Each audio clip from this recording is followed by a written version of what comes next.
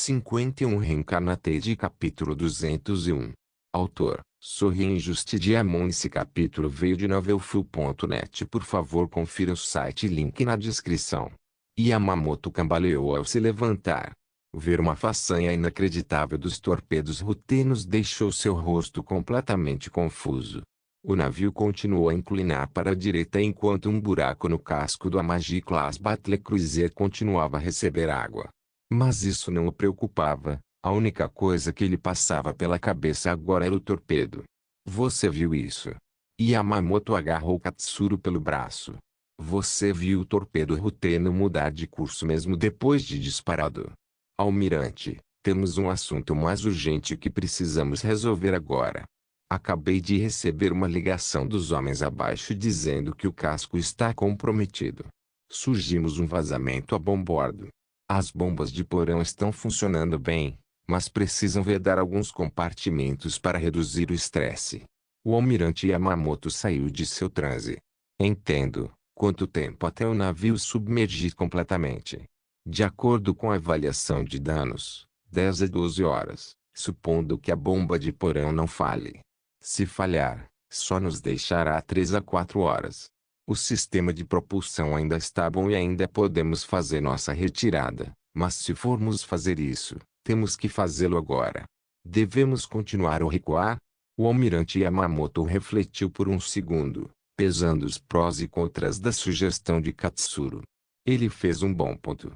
Como os encouraçados sofreram um ataque de torpedo, criando um enorme buraco no casco, a eficácia e a precisão de suas baterias principais serão afetadas. Ele olhou ao redor, tudo que estava parado em um ângulo de 15 graus. Mesmo que as bombas de porão estejam funcionando perfeitamente, é apenas uma questão de tempo até que elas falhem, assinando seu atestado de óbito, pois afundará no mar em horas. No entanto, uma retirada é a coisa mais vergonhosa que um comandante poderia ter feito. Afinal, esta batalha naval agora é importante para o Império Yamato, pois perder aqui significa uma vitória decisiva para o inimigo. Se eles recuarem para cá, o Império da Rutene terá o comando do mar no Mar Amarelo.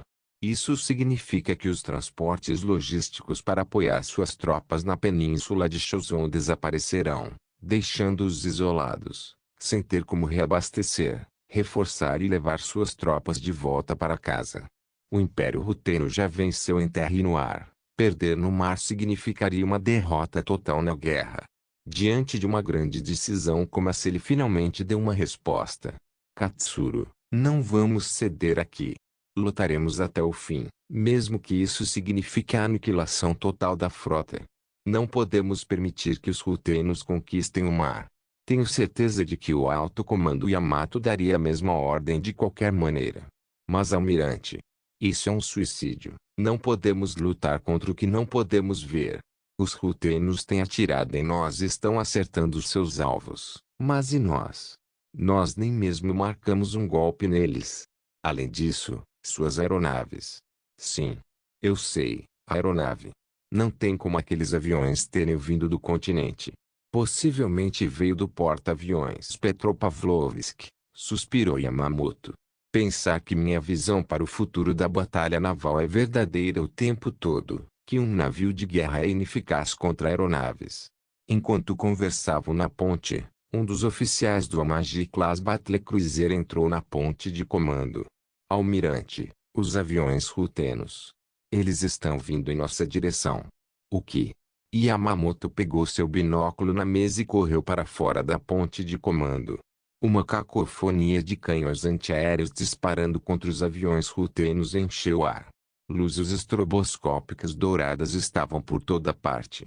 Os aviões rutenos estavam fugindo agilmente de todos os tiros antiaéreos. Eles eram muito rápidos, tornando difícil para os artilheiros abatê-los. E apesar de não acertá-los, os Yamatos não desistiram e continuaram atirando neles implacavelmente. No entanto, apesar de seus esforços, os aviões rutenos conseguem ultrapassá-lo. Um bombardeiro torpedeiro ruteniano perseguia a nau Capitânia, zunindo em grande velocidade. Esse é o avião que disparou um torpedo que pode mudar de curso ao ser lançado. Yamamoto entrou em pânico. Se ele disparar seu torpedo novamente, não teremos chance de evitá-lo. Diga a todo o nosso pessoal antiaéreo para focar o fogo naquela aeronave que se aproxima. Sim, almirante. Katsuro saudou e voltou para a ponte de comando e se aproximou de um tubo de fala. Ele se inclinou e começou a falar. Ordem do almirante: concentre o fogo na aeronave que se aproxima de nós pela popa. Repito, concentre o fogo na aeronave que se aproxima de nós pela popa. Após retransmitir as ordens de Yamamoto, os oficiais encarregados da artilharia entregaram a ordem aos artilheiros. Quem então mudou o ângulo e a posição dos canhões antiaéreos do encouraçado para o sul. Infelizmente, apenas as baterias antiaéreas localizadas na popa do navio podem disparar contra a aeronave, pois não tem visão do avião devido à superestrutura do navio bloqueando-a. Katsuro logo percebeu isso e imediatamente chamou o timoneiro para virar a estibordo. Ei você! Vire este navio para estibordo agora. Não podemos, senhor. Estamos levando muita água para baixo do convés. Se fizéssemos uma curva ampla, o navio viraria. Não precisamos fazer uma curva aberta. Basta virar um pouco para a direita para que nossos homens tenham uma visão clara da aeronave que vai nos afundar. Sim, senhor. O timoneiro fez o que lhe foi dito e o navio virou para bombordo. Enquanto isso, o almirante Yamamoto olhava pelo binóculo, observando a aeronave se aproximar cada vez mais de seu navio. Os canhões antiaéreos desencadearam o inferno no avião, mas ele foi evitado por meio de manobras evasivas. Yamamoto mudou a visão de seus binóculos sob a barriga do avião. Lá, ele viu um enorme torpedo, aparentemente o da proa do navio. 3 segundos depois, o avião soltou o torpedo e começou a se dirigir ao navio. Não tendo como evitar o impacto iminente, o almirante Yamamoto gritou: abaixe-se e prepare-se para o impacto. Yamamoto se abaixou, sua mão agarrada com força na grade. Logo, ele podia sentir o metal sob seus pés tremer e ranger. Então veio a água lavando-os. Um golpe direto novamente. Ele rapidamente se levantou para descobrir a extensão do dano. Relatório de danos. Senhor, os lemes. Em um piscar de olhos, Katsuro e o timoneiro desapareceram em um instante quando um projétil do encouraçado imperador acertou a ponte de comando e desabou no convés abaixo. Yamamoto reflexivamente deu um passo para trás. Uma expressão horrorizada gravada em seu rosto no momento em que seus olhos pousaram no chão. As entranhas dos tripulantes estacionados na ponte se espalharam por todo o chão. À sua frente havia uma enorme poça de sangue que se espalhava lentamente para fora. Foi horrível. Katsuro. Yamamoto gaguejou, dando um passo para trás. Não. Outra explosão explodiu e encheu seus ouvidos. Não ocorreu dentro do navio, mas à distância. Os navios capitais do Império Yamato da primeira frota imperial Yamato estavam sendo abatidos um a um por bombardeiros de mergulho. Esta batalha é inútil, disse Yamamoto, sentindo-se entorpecido enquanto observava todos os homens que sacrificaram suas vidas para dar seu último suspiro. Que monstro estamos lutando aqui? Reencarnate capítulo 202. Na capital do Império Rutênia, o dia transcorre normalmente. Pessoas cuidando de suas vidas diárias, com todos os tipos de pessoas circulando e se tornando um estorvo. Embora o país esteja em guerra com o Império Yamato, a população do hemisfério ocidental nem sente que está em guerra. Isso é dado quando o teatro de guerra está a mais de 9.000 quilômetros de casa. Mesmo as manchetes dos noticiários não eram sobre a guerra, mas sobre o desenvolvimento do Império Rutênia em todas as frentes. A razão para isso é que o Império Rutênio não sofreu perdas significativas na guerra, ao contrário de sua contraparte no Oriente. Meio irônico quando se pensa que esta nação já esteve à beira do colapso civil há 4 anos, quando o Império Yamato estava levando uma surra no Extremo Oriente. Com a guerra indo favoravelmente do lado ruteniano, os cidadãos rutênios não podiam simplesmente se incomodar. Mas para seus irmãos que vivem no Extremo Oriente, é uma história completamente diferente, especialmente quando todo o Extremo Oriente está sob estrita lei marcial. É uma precaução necessária para garantir a segurança dos cidadãos rutênios no Extremo Oriente. A tentativa de Yamato de bombardear Vladivostok justificou tal ação, resultando em medidas ainda mais rígidas de proteção sendo tomadas no Extremo Oriente para garantir que isso não aconteça novamente. Na residência oficial do imperador do Império Rutênia, em seu jardim, Alexander estava se divertindo com sua filha que estava sentada em seu colo. Um livro foi colocado em seu colo, que ela lia com grande interesse enquanto ele brincava com seus longos cabelos dourados. A neném piscou enquanto ele fazia isso. Ela está muito absorta na leitura de um romance que tirou da biblioteca gótica do Palácio de Inverno. Ele não poderia dizer se Anya dominou o domínio da leitura porque ela estava folheando a página um pouco mais rápido em comparação com as crianças comuns. Alexander queria testar isso. Anya, você pode ler o próximo parágrafo para mim? Alexander perguntou quando parou de acariciar seu cabelo. Anya olhou para cima brevemente antes de voltar para seu livro. Por quê? Ela respondeu. Nada. Eu só quero que você leia para mim para que eu possa participar das aventuras que estão passando em sua mente. Ok. Ela concordou com entusiasmo. Ok, este parágrafo. Diz. Ernest caminhou ao lado de sua paixão Stephanie, que estava olhando para longe enquanto usava um lindo sorriso no rosto. Então, Anya continuou lendo o parágrafo que Alexander queria que ela lesse com fluidez. Alexander ficou impressionado com a capacidade de leitura de sua filha. Pensar que ela pode ler frases difíceis de pronunciar sem gaguejar ou vacilar é incrível. Obrigado, Anya, que história adorável. Bem, você está pronto para sua primeira pintura de retrato. Mamãe está chegando em breve com suas ferramentas. Estou animado, papai. Anya exclamou. Quero ter um retrato parecido com mamãe, papai e minhas irmãs mais velhas. Quero pendurá-lo na parede do meu quarto. Você terá isso em breve. Vou pendurar uma cópia dele na parede do meu escritório também. Alexander disse a ela com uma risada. No momento em que eles estavam conversando adoravelmente, Sophia chegou com os servos do palácio carregando suas ferramentas e telas. Alexander ergueu Anya gentilmente e a colocou no chão enquanto se levantava. Anya percebeu a chegada de sua mãe e correu até ela. Mamãe. Sophia riu com entusiasmo quando pegou Anya e ergueu em seus braços. Animado para o seu retrato hoje? Sim. Anya disse. Boa tarde, querida. Alexander cumprimentou sua esposa e deu um beijo em sua bochecha. Já preparei o local onde ela vai tirar o retrato. O que você acha? Ele estendeu a mão em direção ao local onde Anya ficaria para a pintura de retratos. O pano de fundo do retrato era bastante simples. Uma flora que cresce nos jardins do Palácio de Inverno. Sophia assentiu. É bom, mas antes disso, temos que vestir Anya. Tudo bem por mim? Alexander encolheu os ombros. Sophia cuidadosamente trouxe Anya para baixo e acenou para as criadas reais para escoltá-la até um quarto onde eles poderiam vesti-la. Enquanto esperava por Anya, o casal real iniciou uma discussão sobre como foram seus dias. Era um assunto comum para uma conversa para passar o tempo. 15 minutos depois, as damas reais do Palácio de Inverno voltaram ao jardim com lindos sorrisos no rosto. Escondida atrás deles estava Anya. Alexander tentou espiar, mas a empregada não deixou. Talvez Anya queira surpreendê-los. Assim como ele pensou sobre isso, a empregada lentamente se afastou para o lado, permitindo que Alexander e Sophia vissem Anya. Ela parecia de tirar o fôlego, usando um vestido rosa sem ombros que combinava com as flores que desabrochavam ao seu redor como uma espécie de princesa de conto de fadas. Seu longo cabelo dourado estava adornado com um alfinete de flor segurando no alto que a fazia parecer adorável.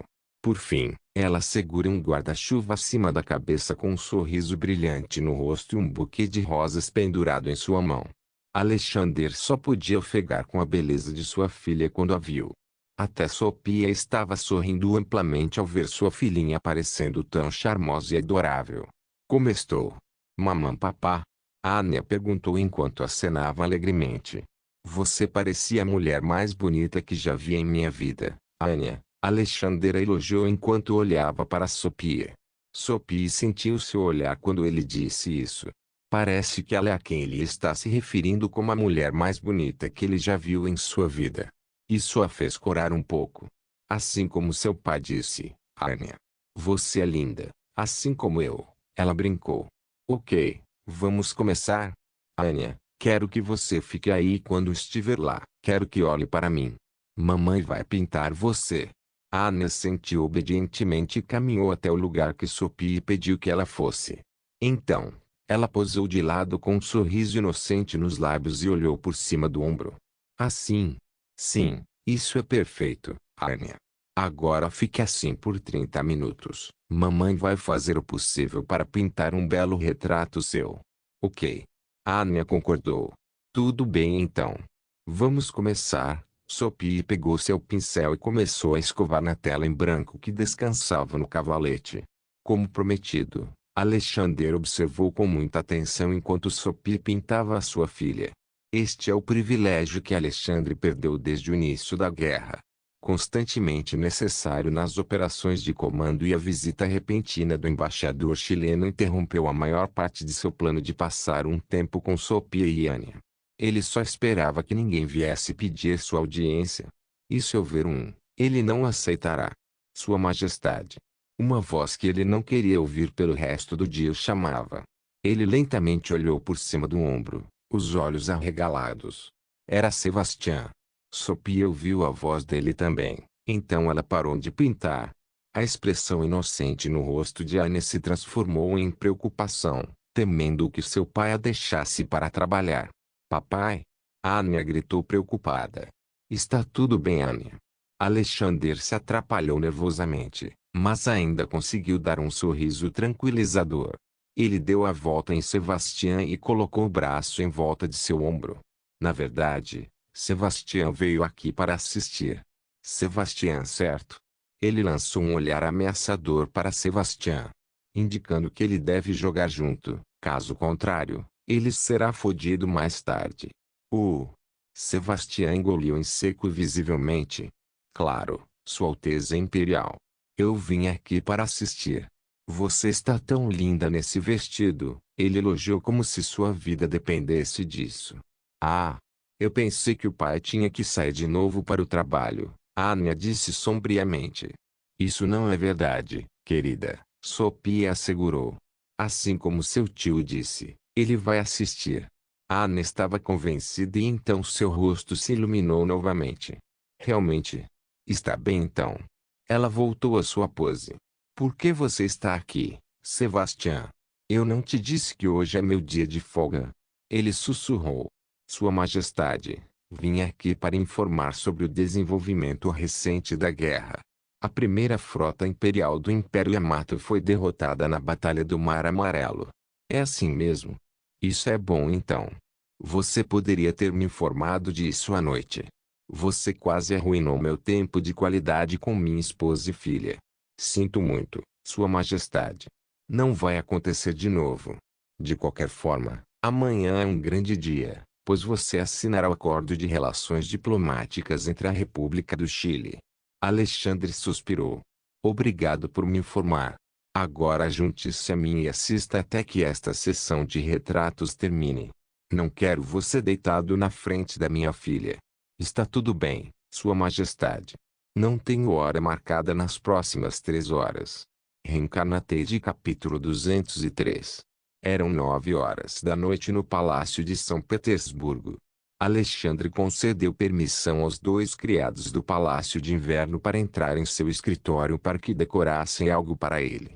Coloque-o ao lado do meu retrato. Alexandre instruiu os criados que carregavam um retrato de 16 por 20 polegadas de sua filha feito por sua esposa. O criado montou cuidadosamente a pintura na parede. Alexandre observou e cantarolou de satisfação. Ele olhou para ele e notou que algo estava faltando. O retrato de sua esposa. Seria uma visão perfeita de seu retrato pendurado na parede ao longo deles também. Mas pintar é uma tarefa tediosa e ele não quer que Sophie canse as mãos. Acho que seria melhor se eu contratasse o melhor pintor do Império Ruteno para fazer o retrato dela, Alexandre pensou consigo mesmo. Alguns segundos depois, o trabalho estava feito. O criado desceu da cadeira e curvou-se para ele quando eles saíram. Alexander ficou parado por um segundo, olhando para a bela pintura de sua filha. Ela parece tão adorável que ele poderia olhar para ela por toda a eternidade. Curiosamente, olhar para ele tem alguns pequenos efeitos colaterais. Está fazendo com que ele sinta falta dele e queira vê-la novamente, apesar de terem passado bons momentos juntos horas atrás. Para Alexander, não era o suficiente. Ele queria mais. Infelizmente, há algo que requer sua atenção. Ele voltou para sua cadeira e sentou-se nela. Ele pegou o arquivo mais próximo a ele e o abriu. Dentro do arquivo, estavam todos os documentos oficiais de Alexander relativos ao estabelecimento de relações diplomáticas com a República do Chile e os pontos de conversa que eles discutirão amanhã. Ele só tem que memorizá-lo e ele está pronto para ir. A seguir está o relatório da situação da Batalha do Mar Amarelo. Um grande confronto naval entre o Império Ruteno e o Império Yamato. O Império Ruteno saiu vitorioso e não sofreu perdas. Os aviões foram eficazes em afundar um navio de guerra cujos canhões antiaéreos ainda não haviam se desenvolvido a um nível semelhante ao da Segunda Guerra Mundial. O Yamato não tem um porta-aviões, mas os serviços de inteligência estrangeira relatam que estão planejando cobrir e construir um. Ele não ficará surpreso se o Yamato o fizer, pois com certeza os almirantes presentes na batalha perceberiam a eficácia dos aviões, mudando assim para outra doutrina naval. Em seguida estão os submarinos. Os submarinos da classe Morse navegando entre a primeira frota imperial Yamato secretamente forneciam rumo e a distância para a frota do Pacífico do Império Ruteno. Embora os encouraçados rutenos já tenham radares de última geração que podem detectar por mais de 100 quilômetros, eles ainda precisam da posição exata da nau capitânia da primeira frota imperial Yamato. Falando dessa frota, algo o interessou quando leu o nome do almirante que comandava aquela frota. Era o almirante Yamamoto. Então ele existe neste mundo também. Ele ouviu muito desse cara. Ele era o melhor almirante do Império Japonês, mas não o maior. Seus erros estratégicos levaram à derrota da Marinha Imperial Japonesa na Guerra do Pacífico. Agora aqui neste mundo, ele foi derrotado novamente. Que vergonha! Ele continuou lendo os relatórios e lá descobriu como a primeira frota imperial Yamato foi derrotada. Quando as aeronaves do porta-aviões Petropavlovsk terminaram suas corridas, os submarinos da classe Morse terminaram o resto com torpedeamento. Isso cria enormes buracos em seus cascos, fazendo com que afundem. Alguns dos navios ativaram suas cargas de afundamento para evitar que os navios caíssem nas mãos dos rutenos, mas Alexandre não se importava com o naufrágio. Seu país possuía os navios de guerra navais mais tecnológicos do mundo, porque ele se importaria com algo obsoleto. Só falta uma fórmula para Alexandre alcançar o domínio sobre os 7 mares. E esse é o Sistema de Posicionamento Global ou GPS, para abreviar. Alexander de sua vida passada acessou os projetos de foguetes da NASA usados para lançar o Navistar. Haverá um teste de lançamento de foguetes em 1º de outubro. É uma demonstração de conceito de que a humanidade pode ir além do céu. Se ele tivesse sucesso no lançamento, Alexander obteria o financiamento necessário para lançar 24 satélites Navistar, bem como outra variedade de satélites, como radar de abertura sintética, inteligência de sinal, satélite de comunicação, satélite de imagem óptica, satélite de reconhecimento naval, reconhecimento óptico satélite, satélite de imagem de radar e satélite de vigilância eletroóptica. Seria um projeto caro, superior ao orçamento da NASA em seu auge.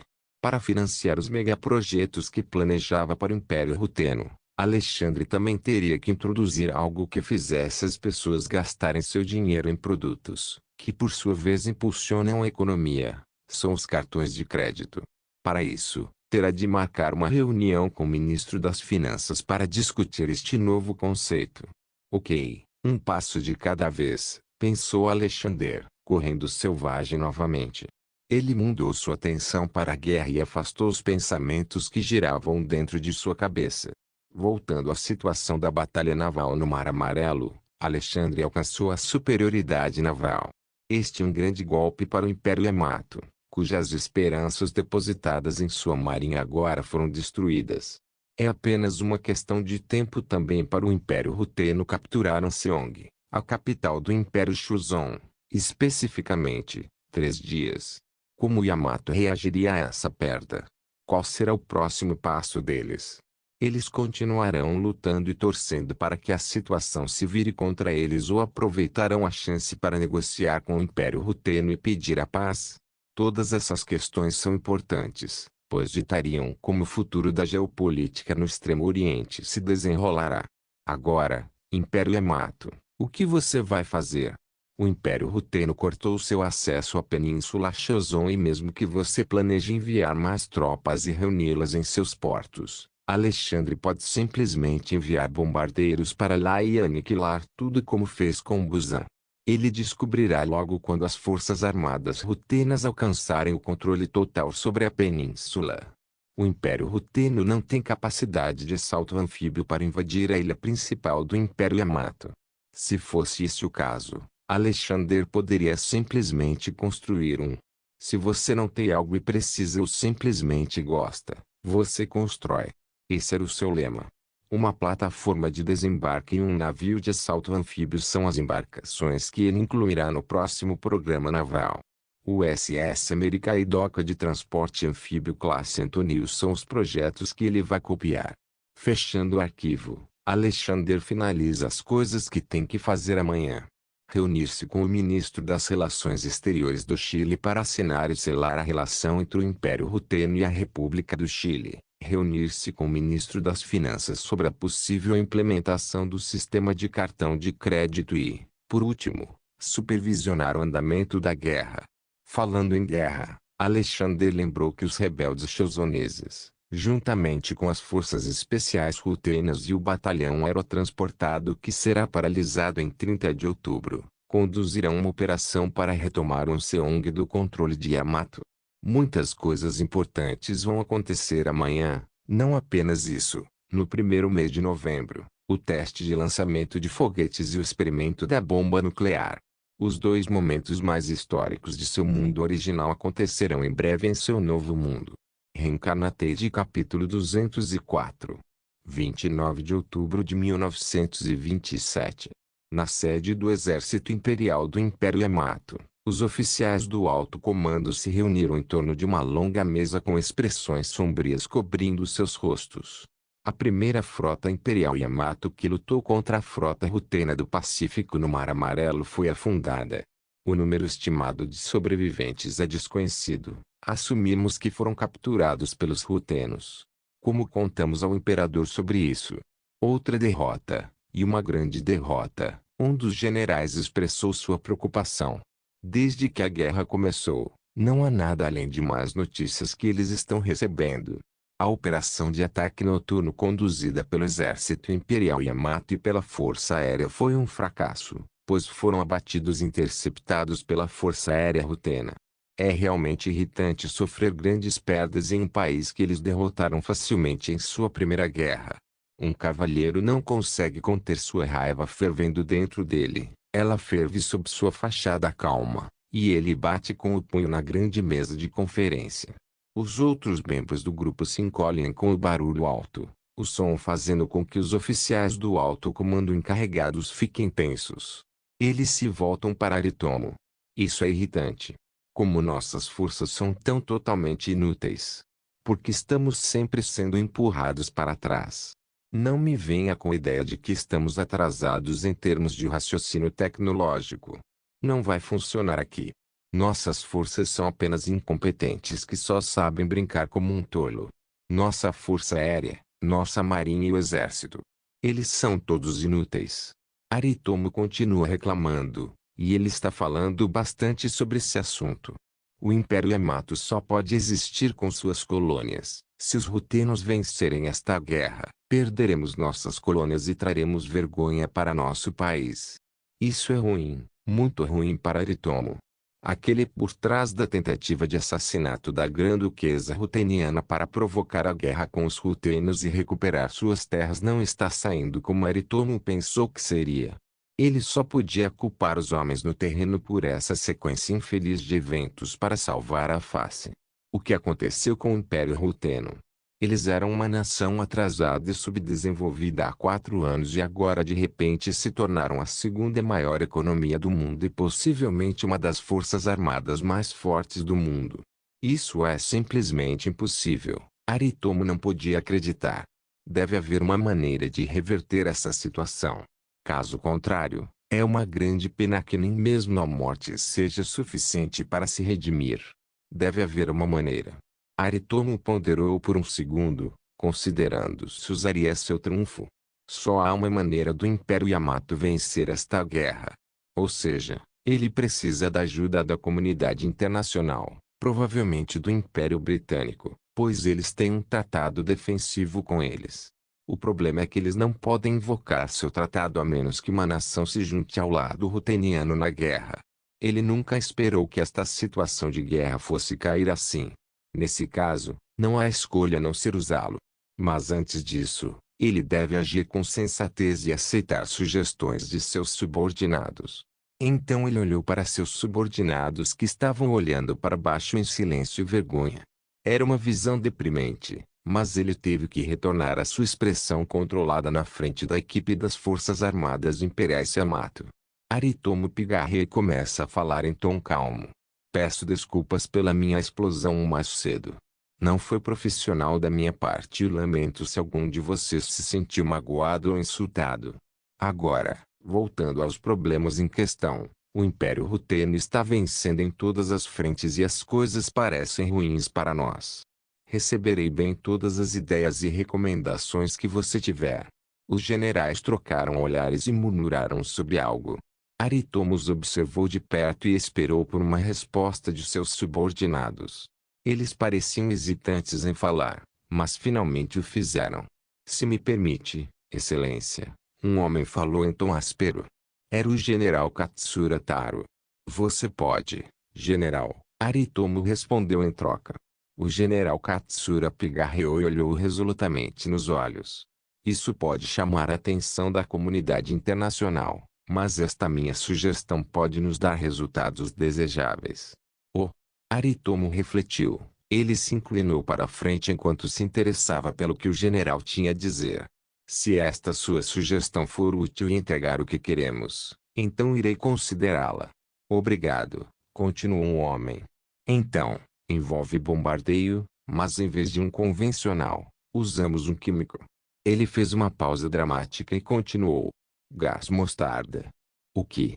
Um dos generais exclamou, com os olhos arregalados de descrença. Você está se ouvindo, Katsura? Você não conhece a Convenção de Genebra que proíbe o uso de armas químicas e biológicas? Katsura permaneceu em silêncio e focado apenas em Aritomo, ignorando o protesto de seus colegas. Vossa Excelência, assim como disse, temos que fazer de tudo para evitar a derrota. O Império Yamato não perdeu uma guerra contra as potências ocidentais, mas sabemos o que acontecerá se um país perder para outro. Tratados desiguais, exploração, concessão, ou pior, anexação. Você quer que nosso amado país seja governado por uma potência estrangeira? Seu olhar cintilou no general que protestou contra sua sugestão. Aparentemente era o general Hajime Sugiyama. O general Sugiyama ficou em silêncio depois que Katsura terminou de falar. Seus lábios estavam pressionados firmemente juntos e ele se recusou a encontrar o olhar de alguém. Katsura fez uma observação válida e não quer que seu país seja governado por uma potência estrangeira como a dinastia Han.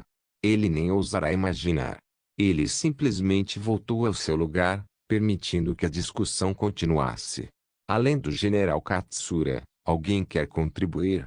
Aritomo perguntou, sua voz cheia de autoridade e seriedade. Eu gostaria de sugerir algo para a mesa. O general Sujimae fala novamente, sua voz mais gentil. Ao pensar profundamente na sugestão de Katsura, gostaria de dizer que estou de acordo com a sugestão. Mas se a operação falhar e os rutenos prevalecerem, deve haver um plano de backup. Veja, os rutenos querem muito a península de Chozonese. Mas eles não podem anexá-lo devido aos termos do Tratado de São Petersburgo. E se tornarmos a península miserável para se viver? Estou falando em queimar tudo enquanto nossas forças recuam para o sul. Você está falando sobre uma tática de terra arrasada? Katsura questionou enquanto inclinava a cabeça para o lado, claramente surpreso com a sugestão do colega. Sugiyama deu um pequeno sorriso e assentiu. Sim. Já vimos as capacidades aéreas rutenas quando conduzimos o ataque noturno. Eles interceptaram todos os nossos aviões. Se eles interceptarem nossos aviões carregando gás mostarda, será impossível para nós vencer estrategicamente sem superioridade aérea. A tática de terra arrasada garantirá que Rutenian não se beneficie com a libertação do Império Shuzon, concluiu. Vossa Excelência, estou curioso sobre nosso próximo passo. Se perdermos o Império Shuzon para o Império Ruteno, o que faremos? Continuar lutando ou pedir a paz? Isso é algo que não discuti com os ministros, disse Aritomo. Mas se chegar a isso, espere que o Império Yamato não recue facilmente. Então, guerra química e terra arrasada. Há alguém aqui que gostaria de acrescentar? Ninguém falou ou levantou a mão. Bom, embaralhem nossos bombardeiros. Vou falar com o primeiro-ministro e informá-lo sobre a batalha naval no Mar Amarelo e discutir o pior cenário com ele também. Reencarnatei capítulo 205. 29 de outubro de 1927. Península de Shuzon. As forças armadas rutenas capturaram cidades-chave na parte norte do Império Shuzon, continuando seu ataque de uma cidade a outra até que a capital esteja em suas mãos. As forças Yamato estacionadas no Império Shuzon estavam desesperadas para reverter a situação e enviaram todas as tropas guarnecidas do sul para o norte para impedir o avanço ruteniano. Não houve reforço desde que começou a invasão do Império Ruteno. A aeronave que fornecia cobertura aérea deveria protegê-los das chuvas mortais do poder de fogo ruteniano. Mas eles continuaram sendo interceptados. Mesmo que os rutenos nunca tenham mirado em seus aeródromos, isso os tornaria inúteis para fins estratégicos. Palavras de seu comandante afirmam que o Império Ruteno bombardeou o porto de Busan, que é seu principal ponto de entrada para a Península Shuzon, cortando-os de sua pátria de suprimentos e tropas adicionais. Há também uma palavra circulando entre os militares dizendo que a primeira frota imperial Yamato foi afundada na Batalha do Mar Amarelo. Os soldados que lutam na linha de frente não podiam acreditar que tudo isso estava acontecendo a ponto de duvidarem se estão lutando contra os mesmos rutenos com quem lutaram há 4 anos e derrotaram facilmente. O moral do exército Yamato estava em baixa, eles estão perdendo terreno em todas as frentes e continuaram sendo bombardeados por artilharias rutenas e bombardeiros aéreos tão impossíveis de abater devido a voar em grande altitude. Uma das aeronaves que está trazendo pesadelos para as tropas é nos arredores de Kaizong, milhares de tropas militares do Império Yamato correram pela floresta. A copa das árvores acima deu-lhes cobertura de aeronaves inimigas de serem alvejadas. As forças rutenas estão a apenas 2 quilômetros da cidade e os Yamato precisam desesperadamente proteger a cidade, pois ela pode ser um ponto de partida para as forças rutenas se reabastecerem e se prepararem para a invasão de Anseong. Se o Yamato perder a cidade, eles perdem o norte. Pior de tudo, o domínio do Império Yamato na capital do Império Shozon desaparecerá. Eles serão forçados a recuar até o sul sem saber se seu compatriota os transportará para fora da península ou os deixará lá para lutar até o fim. As forças Yamato continuaram correndo até que um dos soldados ouviu um leve zumbido no ar que causou arrepios na espinha. Parar! Ele gritou. Seus camaradas pararam quando ouviram. O que está errado? Alguém perguntou, mas ele os silenciou e ouviu atentamente o som sussurrando no céu. O som é familiar. Ele olhou para cima para ver o que era e seus olhos se arregalaram, reconhecendo a silhueta da aeronave no céu. É o Harbinger. Ele exclamou. Está olhando para nós. Prenúncio. Rápido para o chão. Continue abaixado. É mesmo o Harbinger. Por favor, não seja. Eu não quero morrer aqui. Cale-se. Apenas abaixe-se. Eles não vão nos ver aqui embaixo das árvores. Todos se deitam no chão, mantendo a cabeça o mais baixa possível. Suas mãos tremiam de medo da possível morte. O Harbinger é um enorme avião ruteniano que pôde disparar de uma altura maior sem ter a chance de derrubá-lo. Ele cruza o céu em baixa velocidade, seu corpo se inclinando para a direita. O homem que viu primeiro estava certo. Estava realmente olhando para eles. Mas, eles podem vê-los? Eles não sabem, mas gostariam que não fosse o caso. Por quê? Porque estamos enfrentando esses monstros. Eles não deveriam estar aqui. Eles não deveriam estar aqui. Um dos soldados Yamato choramingou. Ele sabia o que aquele avião fazia com seu camarada. Eu não disse para você calar a boca e manter a cabeça baixa. Você vai expor nossa localização ao Harbinger. O soldado ao lado dele sibilou para ele. Outra voz entrou na conversa. Você não está nem preocupado com o que vai acontecer conosco se o Harbinger nos encontrar? Ele sussurrou, ganhando um olhar de seu companheiro. Eu sei, é por isso que você tem que ficar quieto. Apenas quieto. Apesar de colocar uma frente forte, ele estava apavorado, assim como todo mundo. O que a força aérea deles está fazendo? O que aconteceu com os tempos em que eles estavam em guerra com os Rutenos e para cada ataque, eles tinham proteção do céu. Onde eles estão? Porque eles não estão atirando no Harbinger. Ele desabafou interiormente. Bem, ele sabia a resposta, mas ainda assim, ainda era difícil para ele acreditar. Um baque alto assustou todos eles quando algo explodiu perto deles. Rugido estrondoso quando rocha e terra explodiram para fora. Mas ninguém foi pego na explosão. O precursor.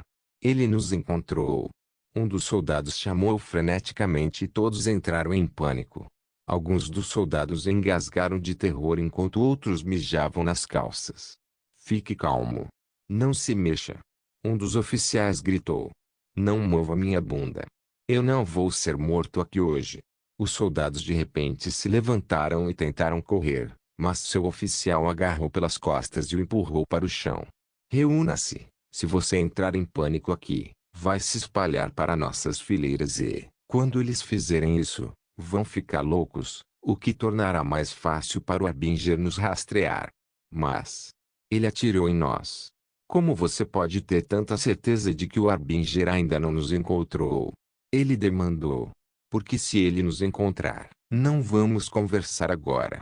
Ele foi parcialmente convencido por suas palavras. Suas pernas trêmulas foram se acalmando gradualmente quando o policial o soltou e rolou para o lado. Então ele olhou nervosamente para o céu novamente, observando enquanto o Harbinger voava em um caminho em arco. Enquanto isso, a 10.000 pés acima do céu, o Ruteniangunsip, Perum estava em uma missão para apoiar as tropas terrestres para tomar a cidade de Kaizong, a última grande cidade do norte, a 53,7 quilômetros de Anseong. As tropas terrestres rutenas estarão sitiando a cidade na próxima hora e o papel do caça neste cerco é cortar o reforço inimigo vindo de Anseong. Felizmente, eles os encontraram, escondidos sob as árvores da floresta. O oficial do sistema de combate do Perum, Major Leão, estava olhando para a tela de seu monitor no modo de imagem térmica e notou que os Yamatos no chão entraram em pânico um pouco com seu teste de fogo do canhão Bofors de 40 mm. Eles têm algumas bolas, hein? Leão comentou. Senhor, temos centenas de tangos aqui, 800 metros a sudoeste da cidade de Kaizong. Tiros de advertência foram disparados e agora estou solicitando permissão para atirar. Você tem uma conta sobre eles? O piloto do caça perguntou. Sim, bem no centro do meu obus de 105 mm. Por que eles estão caídos no chão? Perguntou um dos oficiais. Eles estão se escondendo de nós, mas é inútil porque temos imagens térmicas. Mesmo que as árvores os cubram, a temperatura do corpo ainda revelará sua posição. Isso vai ser um massacre, mas não me sinto culpado por isso. Talvez você esteja com raiva porque eles tentaram matar nossas granduquesas. Sim, isso é motivação mais do que suficiente para eu matar esses Yamatos, Leon respondeu friamente. Essas escórias inferiores deveriam ter ficado onde pertencem, para serem conquistadas por nós. O Overlord disse que estamos autorizados a atirar, informou um piloto. Chefe da descrição do atirador? Leon perguntou. Você é verde, atire quando quiser. Nesse caso, Leon passou um dedo em seu joystick que controla os 3 sistemas de armas do Gunsiper 1. Então, segundos depois, ele apertou o botão. O Perun tremeu um pouco com o recuo dos 105 buses. Uma explosão estourou no chão, matando 50 soldados Yamato em um instante. Isso é um baita fogo de artifício, comentou o piloto. Boa morte. Os soldados Yamato se espalharam como formigas e correram de todas as direções. Com apenas um tiro de canhão, eles derrotaram como tolos. Um sorriso predatório se espalhou em seu rosto enquanto ele se preparava para outra rodada. Ainda bem que o caça pode disparar 2 armas ao mesmo tempo. Leon usou a Gatling Gun de 25 mm e o canhão Boford de 40 mm e começou a atirar neles sem piedade, dando-lhes o inferno do céu. Alguns soldados tentaram atirar seus rifles para o céu, tentando acertá-los, mas foi uma tentativa inútil. Leon mudou para um obus de 105 mm e atirou no cara que estava no centro de sua meia-rio. Assim como a campanha anterior, foi um massacre. O Gunsiper 1 dizimou os reforços Yamato. Conseguimos tudo? Perguntou o piloto. Não tenho certeza, deve haver muitos deles que escaparam, mas a grande maioria deles caiu. A que distância estamos do combustível do bingo? 30 minutos na estação, respondeu o piloto. Leon verificou o terreno novamente movendo a câmera com seu joystick, certificando-se de que não havia forças significativas presentes na área. Já usei muita munição, acho que devemos nos rearmar e reabastecer. Deixe-me perguntar. De volta ao solo, o cheiro de pólvora pairava no ar. O solo com crateras do projétil explosivo se espalhou por toda a área, deixando corpos desmembrados deixados lá. O soldado que milagrosamente atacou ficou atordoado. Ele proferiu: precursor. Monstro. Não se esqueça de deixar o link de se inscrever no canal. Caso queira contribuir de alguma forma com o canal, entre em contato comigo pelo Instagram do canal. O link do Instagram do canal estará na descrição do vídeo. Por favor, certifique-se de verificar meus outros vídeos. Tenho certeza que você vai gostar deles. Solem irmãos.